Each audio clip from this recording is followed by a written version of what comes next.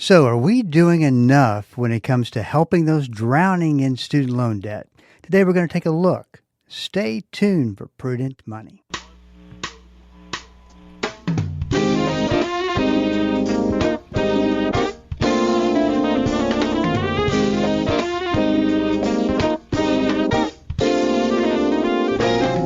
Good afternoon and welcome to the Prudent Money Radio Show. I'm your host, Bob Brooks. Thank you so much for joining me today. You know I do appreciate it. Well, student loan problems, are they being addressed? Well, college admissions expert John Hupalo is here today to discuss. John, I might as well go ahead and say Happy New Year, even though we're 15 days in. Seems like it's been a long time since I've talked to you.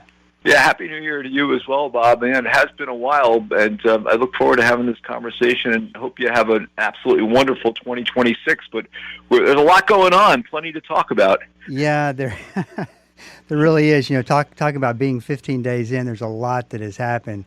You know, and it's one of the things I really wanted to talk about today is that you have proposals, you've got executive orders. I mean, you've got all types of ideas floating around there, things that the Trump administration wants to change, whether that be good or bad.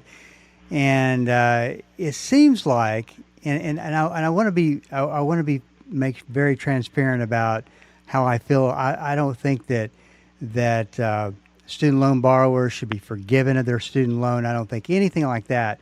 But it seems like that the administration has tried fixing everything except for touching student loan debt, and it is now a $1.6 trillion problem, and maybe needs some assistance of some sort.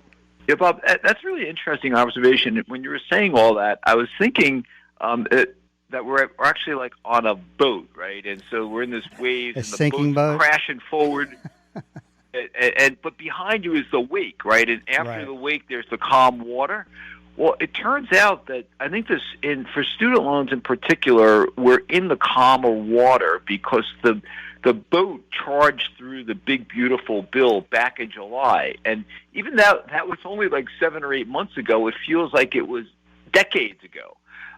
But your point about like what's going on with student loans is really interesting because with all of the other noise that's going around and all kinds of different issues, the savings industry, the student loan industry, and I say industry purposely because we talk about how families need to be consumers of education and they need to use these different tools like savings and loans and others to pay the bills. But a lot of that has been settled, and so we haven't heard, because of the big, beautiful bill. So we haven't heard a lot in the last month or two in the press about student loans because all of the beavers are out there running around trying to build the next dam to try to keep the water in the tank, right? So it's just really been interesting, but there is a lot going on behind the scenes, and a lot will change on July 1st. So as I said, but probably with some terrible analogies, there's a lot going on. It's just not visible right now, and it will be visible very, very soon to folks who are trying to either use their savings or take loans to pay for college.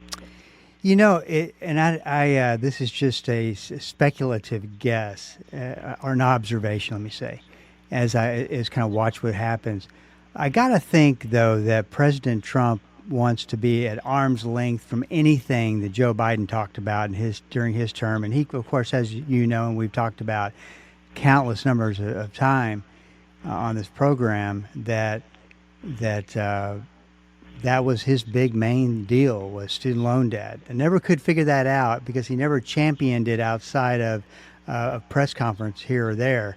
But it would seem to me that, you know, hopefully President Trump wants to fix this system because, you know, you think about this kind of debt. No, you can't discharge it in bankruptcy. It's unlimited. You can borrow whatever you wanted to. I mean, all the bad things about debt are just sitting right there, and not a whole lot of solutions being proposed. You said as of July 1st. What are we supposed to be looking for leading up to that? And let's kind of talk about it from the standpoint of between today and July 1st and July 1st and on. Yeah, and the reason why July 1st is a magic date in the world of education finance, Bob, is on July 1st is the day that the new loan rate is set for all federal loans. So federal loans are fixed rate loans, which means that the interest rate doesn't change over the life of the loan. But what is important is what day you take that loan. So if I'm a student today and I'm about to go into the last semesters of this academic year, and I go to the Federal Department of Education and I say, I need a loan, they're going to get a loan at the exact same rate as a student who took out the loan on July 2nd of 2025. So from July 1 of one year through June 30 the next year, all the loans are made at the exact same rate. On July 1, the rate changes. And the rate changes based on a formula. We don't have to get into it, but it changes, right? And so your listeners should know if they hear that interest rates are lower in May and June of this year than they were last year, then the federal student loan rate will go down. If they turn out they're higher, the rate will go up by a little bit. So it kind of fluctuates up and down based on where interest rates are. But July 1 is a really, really important date because that's when everything resets. Right, and for instance, at mycollegecorner.com, we have loan calculators there that say if you take out a federal loan, how much will your payment be? On July 1 every year, we change that loan rate so it's current. So that July 1, I want to spend a little bit of time on that. That date is ultra important to folks who are going to borrow for college in the next academic year. Well, let me ask you this though: I see what you're saying, but is that really important when you have parents who are rationalizing?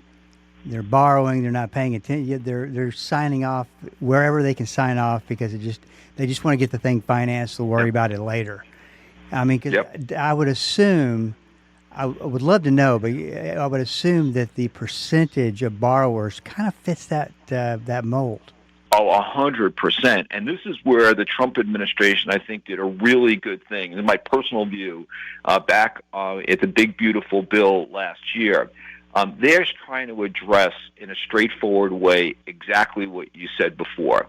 They and a lot of people, and I put myself in that camp, and you just did as well, believe that if you sign on the dotted line to take a loan, you should repay it, which means you have an obligation up front to understand what you're borrowing. Now, that all sounds good as we're sitting here talking about this on the radio. It's really emotional and difficult for parents in July and August when the kid's about to go to school and they wake up one day and say, oh, wait a minute, we don't have the money to pay for this. We better go borrow it, right? And that's exactly the point that you just made, is that it becomes like a last-minute rush decision. It's not like you went to the car dealer like 3 months beforehand and like negotiated the whole thing. It's like you show up at the dealer and say, okay, where's your $50,000 today? And by the way, you can't get out of this. You have to buy it. That's what the parents are facing for college. So what the Trump administration said was, let's look at what we want to accomplish. We want parents to borrow. We want students to borrow within some realm of what they can repay. And one of the things that the government has done in the past and said, we want to provide full access to education. So we'll make parent loans available to parents up to the total cost of attendance. We don't care if you can repay them or not, and we'll make those loans. What the Trump administration said is, that's actually not so smart, right? We understand that parents want to help their kids, but we also know that they need to have some boundaries around how much they can borrow. So the Trump administration said, we're going to cap the amount that parents can borrow under the PLUS loan program. We're also going to do away with the Grad Plus program, which graduate students were using basically to write blank checks for as much as they needed to get to school and support their lifestyle. The Trump administration said, we're going to actually put an end to that, and we're going to start capping or eliminating programs that are leading to this excessive debt. And so I've been a fan of that idea for a long time, because I'm hoping, as you said before, like, is $1.7 trillion of debt out there? Well, some amount of that probably didn't need to be borrowed, and this administration is trying to get a handle on that. Yeah, I would think that you also have a percentage, I don't know what the percentage is, of parents who are looking at the Parent Plus loan. I hope I got that right. Parent Plus loan. You did. Yep. As hey, this is gonna pay for everything. I wonder how many parents have gone through that process and just just borrowed the max and will look forward to paying for it down the road. Oh, I think the answer to that question is too many.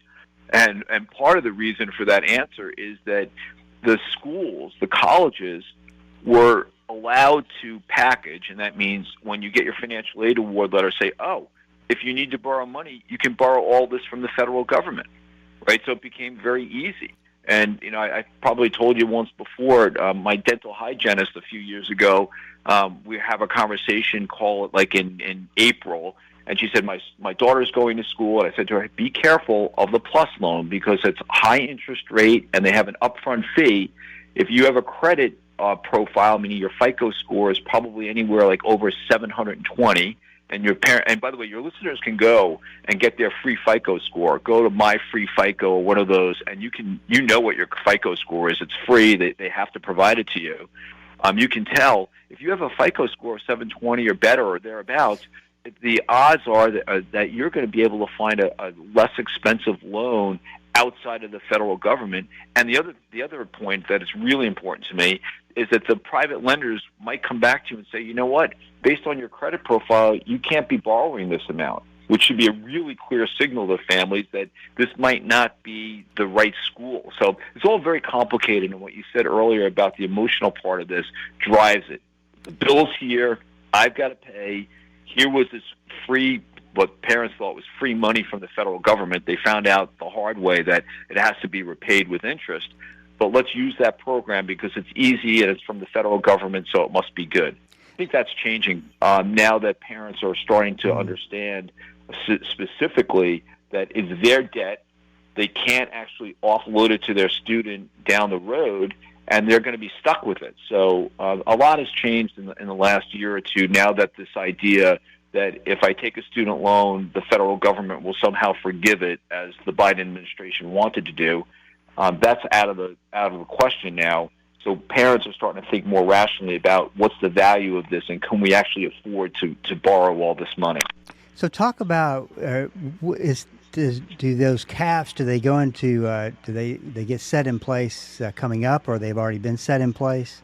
The caps have been set in place. So the PLUS loan borrowers are going to only be able to borrow $20,000 per year per student, and a lifetime cap of $65,000, which is significantly under what there was basically no cap before. So this is a pretty significant change, and so now what's going to happen, the private loan market is going to step in, I think, and start to replace some of this borrowing that was done via the PLUS loan program. But I would assume that they're going to have to exercise very high credit standards. So people that, for instance, parents who would qualify for the PLUS loans probably wouldn't qualify. Is that? I guess that's pretty fair observation. Yeah, and I think it really just totally depends, obviously, on the parent's credit profile. But I think what you're pointing out is what the schools are very afraid of, which is there are some borrowers under the Parent Plus loan program that just won't qualify for a federal loan, right? And which means they'll be able to borrow $20,000 from the federal government up to that $65,000 cap.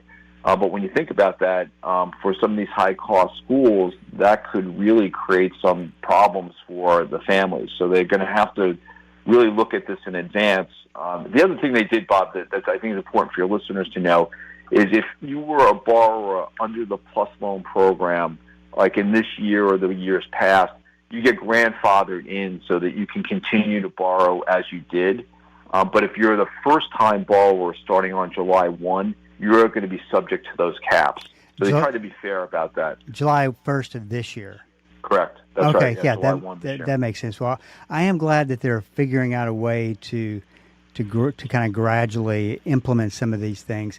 I do think, and I would love to hear your thoughts on this. I do think that more could be done to help out $1.6 trillion worth of student loan debt. I mean, that's just, one of the things I've been following is in the news is the wage garnishment. That's Yes. something that we're really going to start to see quite a bit of. Yeah, and we talked about what's being done on the front end to get the current borrowers to hopefully not borrow so much. And the problem with the 1.7 trillion is the horse is out of the barn, right? So that money has been borrowed. That is right? correct. And so now it's like, okay, what do I do? And we talked in past shows about the whole problem around the COVID pause in payments, and now they require payments, and now we're starting to see that the borrowers have now gone through basically all the relief measures, and now it's basically pay. And if you don't pay, now you're going to have these problems with your credit score, in the extreme, which you just mentioned, wage garnishment, which means if you owe on a student loan, the federal government will allow the lender to go and attach some of your earnings. So we'll take it right out of your paycheck. And there are guardrails around how much they can take, but still, if you're at that situation where you're unable to pay your loan and they're taking whatever they're taking out of your paycheck, that's money you need probably to put food on the table. So this is a very significant deal, no question about it. So I would think that there is I don't know what percentage of parents who are putting their kids through college and starting out the process that don't really understand all these new rules and don't really understand what the options are. What do you tell some of these parents that? And I would think, from being a content creator like you are, that you really do feel the burden to make sure that that people are getting this information. Yeah, Bob, we do, and it's really difficult, as you say, because you have to meet parents and students sort of where they are. And what I mean by that is, if a parent, I can put an article up on mycollegecorner.com, and we'll see, okay, people are reading it or they're not. But the people who are reading it because they need that information right at that moment, right? And so what we're trying to do is put a variety of articles up. We actually just put a brand new calculator up on mycollegecorner.com, which is only a federal loan, undergraduate loan calculator. So if a student or a parent wants to say, if my son has to borrow $5,500 next year, which is the maximum that a freshman can borrow, what is that loan payment likely to be? And then we have this little thing called the Loan Manageability Index that says, just check off what you think your major is going to be. We connect it to a data source in the Bureau of Federal Labor Statistics that says the average earnings for this major is this amount. And then we say this is a light, a medium, or a heavy lift. So you can know in advance, okay? And that's just for freshman year. Put in all 4 years' worth of the loans based on that major. And, you don't have to, I'll make the joke, you don't have to be a rocket scientist to know that the rocket scientists are making more than the art history majors, right? So right. We'll tell you right there, like, how much of that projected income will actually be needed to pay your loan. So, again, know in advance, go. And I'll say this, Google or AI search any of this, and just know that it's going to be about 80% accurate. It'll get you in the right place, and then you can say, all right, let me go and find some experts who will write about this. Go to My College Corner, or go to some of these other places where we'll be dead specific and correct about what the facts are. But at a high level, do some searching, and then go and take a look at what the experts are saying, and I think you can get a pretty good handle. And then, like, when all else is said and done, with regard to the federal program, studentaid.gov, which is the federal government's website about student loans, it is very, very good. Yeah, in fact, when you tell me, I want to go and we want to talk about this on the show, I'll just go and make sure that I'm up to speed on what the feds are doing, and that's the site to do it. I think it's really well done. This is Bob Brooks, and you are listening to the Prudent Money Radio Show. Thanks so much for joining me today. I do appreciate it. College admissions expert, and I'll call you an expert because you are one. John Hupalo is here with me today. We're talking about trying to get everything to a understandable level about how and what's going on with student loans. John, correct me if I'm wrong, prior to the financial crisis, wasn't student loan debt driven by the private market and not the government? Yeah, very interesting, Bob. So the answer to that is yes and no. But here's the yes part of it. let's say in the 1990s, like way back when the dinosaurs were roaming the earth, the federal government program was actually a private-public partnership. So banks were making loans, and the federal government was guaranteeing them. And then there was a program that led to the creation of this direct loan program, which is basically the banks have nothing to do with the federal borrowing, and the feds took over. So you called it right around the time of the financial crisis, what happened was the private loans. So the private loans are credit unions, banks, some finance companies, like some people know the name Sallie Mae and some others.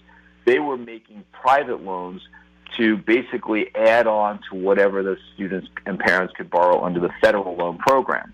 Right? And you're right.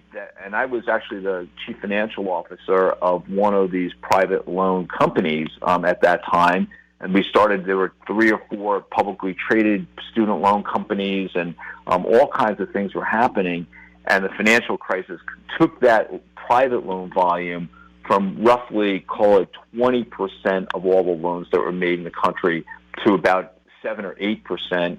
And now that's starting to tick back up, probably somewhere around 10 or 11% in the last year or so. So it's a much smaller percentage, but it's going to grow because of what we talked about before. Caps on the PLUS loan program, the graduate borrowers are going to come to the the private market, but not all of those borrowers who need that money are going to be approved. And that's the reckoning that the colleges are all worried about. They're really concerned that not every student's going to get every dollar they need to attend that school.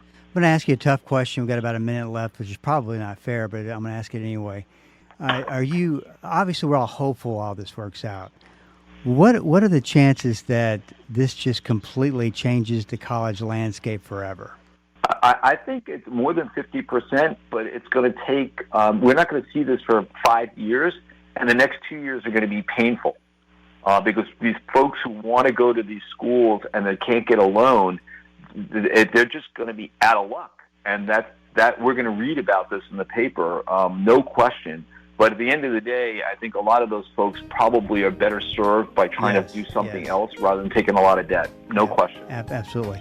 John's website is mycollegecorner.com. You can get more information there. And John, we will talk next week. Not next week, next month. How about that? Next month. Yep. Look forward to it. This is Bob Brooks. If you got a question for me, please go to the website at prudentmoney.com and send it in, because we are all out of time. Till we do meet again next time. Keep the faith and have a great rest of the day. That's all the time we have for today. Questions or comments for Bob, or to find out more great information like what you've just heard, visit www.prudentmoney.com. Be sure to join Bob Brooks again for the next edition of Prudent Money.